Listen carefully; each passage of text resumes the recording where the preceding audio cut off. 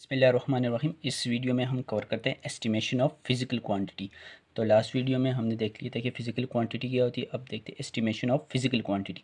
तो एस्टिमेशन का अगर सिंपल मतलब बताऊं तो एस्टिमेशन का मतलब है अंदाज़ा लगाना किसी वैल्यू के किसी वैल्यू के बारे में या किसी क्वांटिटी क्वालिटी के बारे में।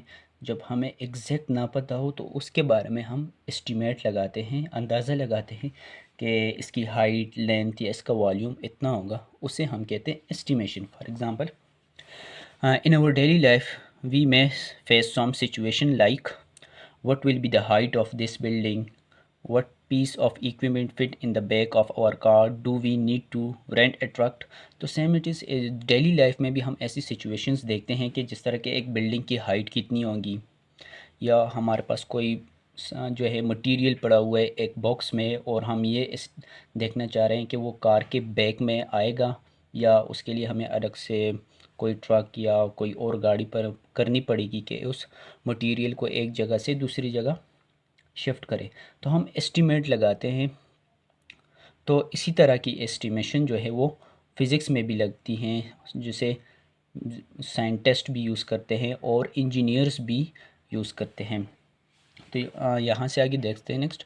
Usually we solve such problem by making estimation in many circumstances. Scientist and engineers also need to make estimate of some specific physical quantities with the help of little or no actual data। तो scientist और engineers भी बहुत सी physical quantities की estimation करते हैं जब उनके पास बहुत कम या डेटा बिल्कुल ना हो, लेकिन वो एस्टिमेशन अपनी प्रीवियस नॉलेज के बेस पर करते हैं। तो इस तरह डिफ़ाइन भी किया गया है estimation of physical quantity. An estimation is a rough educated guess of the value. Estimation क्या है? एक रफ़ एजुकेटेड गेस है। रफ़ मतलब एग्जैक्ट गेस तो नहीं होता, लेकिन जो है उस एक्चुअल के करीब तर होता है, और इसे हम कहते हैं एजुकेटेड गेस। एजुकेटेड गेस मतलब कि ये गेस वो बंदा कर सकता है जिसका प्रीवियस नॉलेज हो उस फील्ड के बारे में। फॉर एग्ज़ाम्पल, अगर आपके पास एक 5 मरले या 10 मरले का प्लाट है, जो भी जितना भी, और आप जाते हैं किसी कॉन्ट्रैक्टर के पास और उसे ये कहते हैं कि अगर मेरे पास इतना प्लाट है तो इसमें कितने रूम्स बनेंगे या कितने एक्सपेंडिचर होंगे मेरे इस प्लाट पर। तो वो बिना प्लाट पे विज़िट किए, बिना वहाँ पे जो है पैमाइश किए, वो जस्ट आप उसे ये फिगर बता देते हैं कि 5 मरले हैं या 1 कनाल है, तो वहीं से एस्टिमेट बता दे करके बता देते हैं कि इसके इतने रूम्स बनेंगे या आपके इतने एक्सपेंडिचर होंगे पूरे कंस्ट्रक्शन पे। तो ये क्या होता है? एक गेस होता है, लेकिन एक एजुकेटेड गेस होता है कि उस बंदे का उस फील्ड में पहले से नॉलेज था, तो उसने जो गेस किया होगा उसके एग्जैक्ट या उससे कम या ज़्यादा आपके एक्सपेंडिचर होंगे। तो इसी तरह की गेस को हम एस्टिमेशन कहते हैं। तो an estimation is a rough educated guess of the value of physical quantity. तो किसी भी फिज़िकल क्वांटिटी की जो वैल्यू की गेसिंग होगी वो एक एजुकेटेड गेसिंग होगी बाय यूजिंग प्रीवियर एक्सपीरियंस, जो कि पहले से ही मौजूदा एक्सपीरियंस है, एंड साउंड फिज़िकल रीजनिंग, और इसी तरह एक रीजनिंग होगी, फिज़िकल रीजनिंग के जो आपके सेंस उसको एक्सेप्ट कर पाएंगे कि हाँ बिल्कुल एग्जैक्ट ऐसे हो सकती है। जिस तरह मैंने आपको कंस्ट्रक्शन की एग्जांपल दी, तो अगर वो आपको कहता है कि आप कहते हैं कि आप फॉर एग्जांपल आप कॉन्ट्रैक्टर को या इंजीनियर को कहते हैं कि आपके पास 10 मरले का प्लाट है, तो अगर उस बंदे का प्रीवियस एक्सपीरियंस है और वो एग्जैक्टली इंजीनियर हुआ, तो एस्टिमेट लगा के आपको बता देगा कि हाँ यहाँ पे आप 3 रूम्स बना सकते हैं। तो वो क्या होता है कि एजुकेटेड गेस हुआ। अगर फॉर एग्ज़ाम्पल आपको वो कहें कि यहाँ पे 10 रूम्स बन सकते हैं, तो फिर ये साउंड फिज़िकल रीजनिंग नहीं है, क्योंकि वो आप भी उस चीज़ को सेंस नहीं कर पा रहे कि कैसे। तो आप भी क्वेश्चन करेंगे हाउ, तो रीजन करेंगे। तो इसे कहते हैं साउंड फिज़िकल रीजनिंग। कि अगला बंदा जो आपको रीज़न दें कि यहाँ पे इतने रूम्स बनेंगे, तो वो सेंस कर पाएँ कि हाँ एग्जैक्टली ऐसा हो सकता है। तो इस तरह की एस्टिमेशन को, तो ये आ गई हमारे पास एस्टिमेशन। और इस तरह एस्टिमेशन फिज़िक्स में भी होती हैं, साइंस में भी होती है। और एस्टिमेशन को हम एक और तरह से भी डिफ़ाइन करते हैं कि Estimation is the process of finding an approximate value of a physical quantity using experience, logic and non values. तो इस तरह हम ऐसी वैल्यू फाइंड करें कि किसके ज़रिए, एक्सपीरियंस के ज़रिए, लॉजिक के ज़रिए या नॉन वैल्यू, या पहले से हमें कुछ वैल्यू पता हो या हमें कुछ एक्सपीरियंस हो, तो हम फिर जो नई फिज़िकल क्वांटिटी होगी उसके बारे में एजुकेटेड गेस कर पाएंगे। अब नेक्स्ट आता है इम्पोर्टेंस ऑफ एस्टिमेशन, कि हम एस्टिमेशन करते क्यों हैं या इसकी अहमियत क्या है। तो useful when exact data is not available, तो जब हमारे पास एग्जैक्ट डाटा अवेलेबल ना हो तो उस वक़्त हम एस्टिमेशन करते हैं। इस तरह next help in developing physical sense, और फिज़िकल सेंस डिवेल्प करने में मदद देता है कि हमें जो है एग्जैक्ट समझ आती है कि यहाँ पे हमारे कितने एक्सपेंडिचर्स हो सकते हैं या कितने मटेरियल्स जो है वो यूज़ होंगे। Next save time in daily life and experiments, उस तरह हमारे पास टाइम भी बचता है।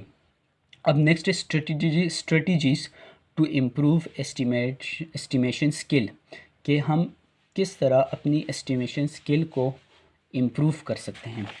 तो आपकी बुक में पहले दिया गया हुआ है कि एस्टिमेशन ऑफ लेंथ, क्या आप लेंथ की एस्टिमेशन कैसे करेंगे। तो सेम इट इज़, मैंने इसको सिंप्लीफाई किया हुआ है। तो ब्रेकिंग बिग थिंग्स, मतलब अगर फॉर एग्ज़ाम्पल आपके पास एक लार्ज बिल्डिंग है और आप उसकी लेंथ फाइंड करना चाहते हैं, तो वो जो लार्ज बिल्डिंग है उसको स्मॉल थिंग्स में डिवाइड करें। जैसे breaking big things into small parts और group small things into a bigger unit. तो फॉर एग्ज़ाम्पल आपके पास एक लार्ज बिल्डिंग है, 10 फ्लोर की बिल्डिंग है, तो आप उसको स्मॉल यूनिट्स में डिवाइड करें। जिस तरह अगर आपके पास फर्स्ट फ्लोर है, सेकंड फ्लोर, 10 फ्लोर है, तो फर्स्ट फ्लोर की हाइट कितनी है, तो उस हाइट को फिर नंबर ऑफ़ फ्लोर से मल्टीप्लाई करें। तो इस तरह एग्जांपल भी दिए कि to estimate the height of building, अगर आप बिल्डिंग की हाइट फाइंड करना चाहते हैं तो count the number of floors, उस बिल्डिंग में देखें कि कितने नंबर ऑफ़ फ्लोर्स हैं। इस तरह estimate height of one floor, तो एक फ्लोर की हाइट कितनी है उसकी एस्टिमेशन लगाए। अब इस एक फ्लोर की हाइट की एस्टिमेशन कैसे लगाएं कि आप फॉर एग्जांपल अगर 6 फुट का बंदा वहाँ पे खड़ा होता है और उसके शोल्डर पे आप दूसरा बंदा खड़ा करें, और जब 6 फुट के दो बंदे एग्जैक्ट एक दूसरे पे ऊपर खड़े हो जाए, तो वो जो फर्स्ट फ्लोर है वो कवर करता है, तो 12 फीट एक फ्लोर आ गई। तो अगर उस पूरी बिल्डिंग में 10 फ्लोर है तो 12 इंटू 10 करे तो आपके पास आ जाएगा 120 फीट, उस बिल्डिंग की हाइट आ जाएगी। सेम इट इज़ मल्टीप्लाई बहुत, मतलब उस तरह मल्टीप्लाई करना। अब नेक्स्ट फार्मूला भी है कि height of the building find करने के लिए number of floors into height of one floor. तो एग्जैक्ट ऐसे ही हम एस्टिमेशन करते हैं, हाइट फाइंड करते हैं लार्ज ऑब्जेक्ट्स को हम डिवाइड करते हैं स्मॉल ऑब्जेक्ट्स में, और फिर उस स्मॉल ऑब्जेक्ट की हाइट फाइंड करके उसको नंबर ऑफ़ से मल्टीप्लाई करके या नंबर ऑफ़ रूम्स या बिल्डिंग से फ्लोर से मल्टीप्लाई करके हम एस्टिमेशन लगा देते हैं। ठीक है, अब नेक्स्ट आपकी बुक में दी है sometimes it also help to do this in reverse.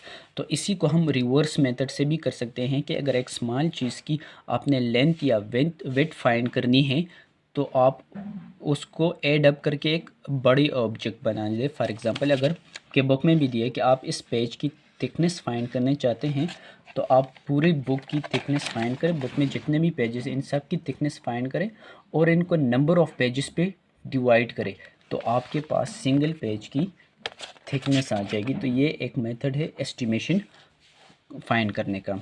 तो यही बात आपकी बुक में भी लिखी हुई यही चीज़ें हैं कि for example to estimate the thickness of sheet of paper, estimate the thickness of stock of paper and then divide it by the number of pages in the stock.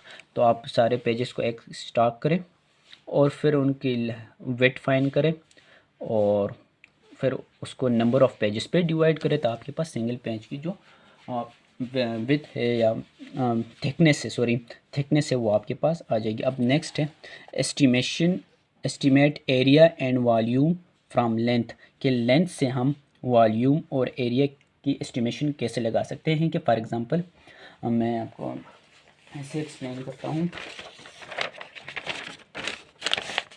कि आपके पास एक रूम है और मैं ये ड्रा कर रहा हूँ उस रूम का फ्लोर। तो मैं इस फ्लोर का एरिया फाइंड करना चाहता हूँ। तो इस फ्लोर में टाइल्स लगे होंगे, बहुत सारे टाइल्स लगे हैं।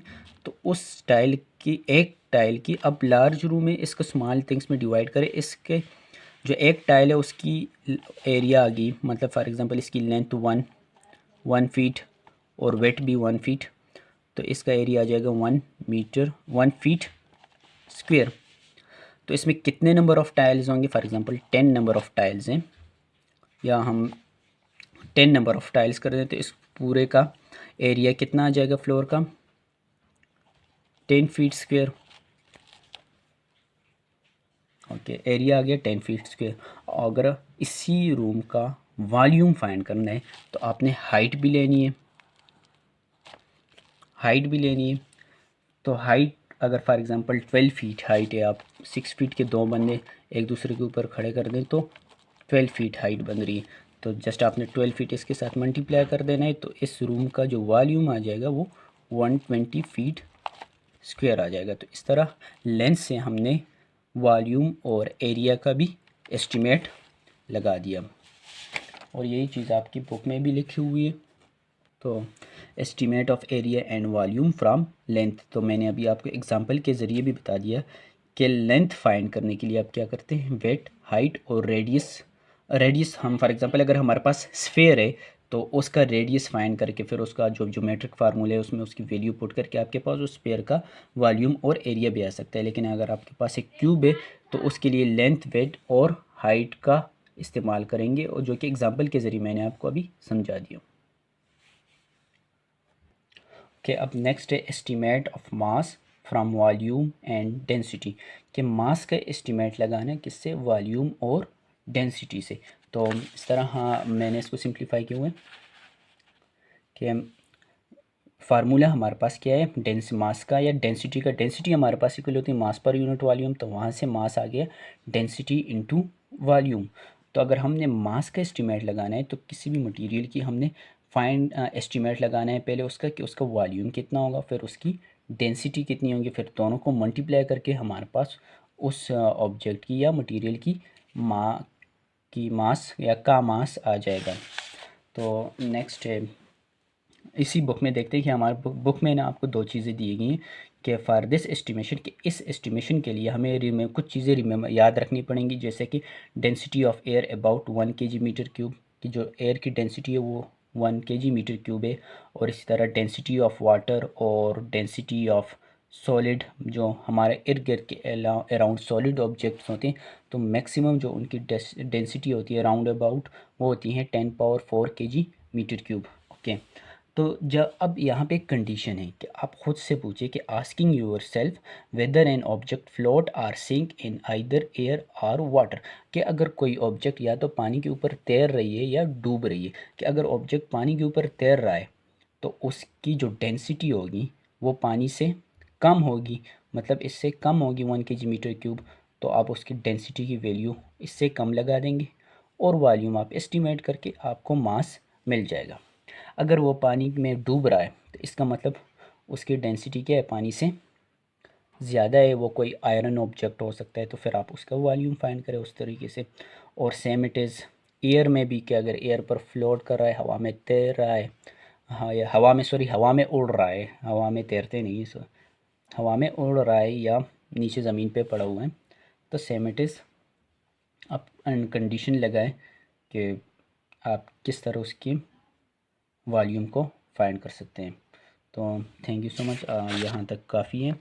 और यहीं पे आपको एग्जांपल भी दी गई है कि estimate the energy required for an adult man to walk up to a stair from the ground floor to the first floor, कि एक इंसान को एक शख्स को ग्राउंड फ्लोर से फर्स्ट फ्लोर तक जाने के लिए कितनी एनर्जी दरकार होगी। तो एनर्जी हमारे पास ऊपर अप जाने के लिए कौन सी एनर्जी होती है, पोटेंशियल एनर्जी होती है, जो इक्वल होता है mgh। तो मास ऑफ द पर्सन, तो अगर हम एस्टिमेशन लगानी है ना, तो इंसान का लगभग मास कितना होगा, एक एडल्ट इंसान का जो 20 साल हो या 18 साल का हो, तो 60 kg। ग्रेविटी कितनी होगी, 9.8। हाइट कितनी होगी, कि एक फ्लोर का फर्स्ट फ्लोर की हाइट ज़्यादा से ज़्यादा कितनी होती है, 12 फीट होती है। तो बस 12 फीट होती है और इसको मीटर में कन्वर्ट करें तो अप्रॉक्सीमेटली 3 मीटर बनता है। तो आप जस्ट वैल्यूज़ को मल्टीप्लाई करें और आपको एनर्जी का पता चल जाए कि एक शख्स को फर्स्ट फ्लोर से जाने तक अप फ्लोर तक जाने तक कितनी एनर्जी दरकार होती है। यहाँ पे मैं 70 kg दी हुई, मैंने 60 लिया था। और इस तरह 3 मीटर और ग्रेविटी जो है 10 लगा ले, आप 9.8 लगा ले, एक ही बात है। खैर एक बात नहीं है पर एग्जैक्टली 9.8 ये। तो यहाँ से आपको कितनी जूल एनर्जी उसको दरकार होगी वो आप एस्टिमेट लगा देंगे। तो यहाँ तक आज इतना ही। Thank you so much.